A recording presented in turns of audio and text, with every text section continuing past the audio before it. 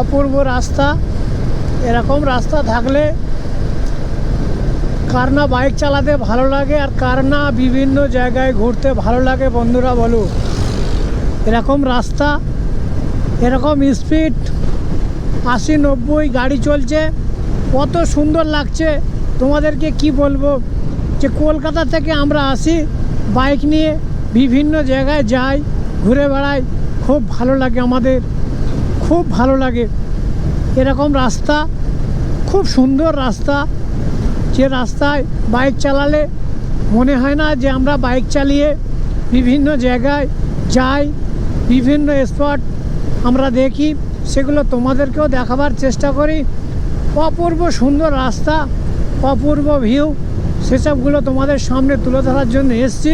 কলকাতা থেকে ছুটে ছুটে আসি, বিভিন্ন এরকম জায়গায় গিয়ে তোমাদেরকে দেখাবার চেষ্টা করি। খুব সুন্দর বাইক চালাচ্ছি, মনে হচ্ছে না যে বাইক নিয়ে ঘুরছি, এত ভালো লাগছে।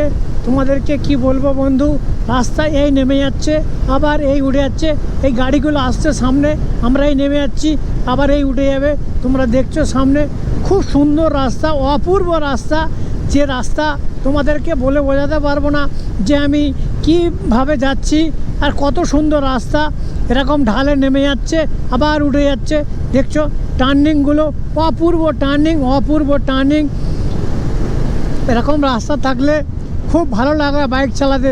মনে হয় না যে কলকাতা থেকে বাইক নিয়ে আমরা বিভিন্ন জায়গায় বাইক রাইড করি, খুব ভালো লাগে আমাদের। তোমাদেরও আশা করি ভালো লাগবে। যে সকল বন্ধুরা বাইক নিয়ে ঘুরতে ভালোবাসো, এরকমভাবে তোমরা চলে আসবে। হ্যালো বন্ধুরা, চলে এসেছি খুব একটা সুন্দর জায়গা। সেই সুন্দর জায়গা তোমাদের সামনে তুলে ধরছি।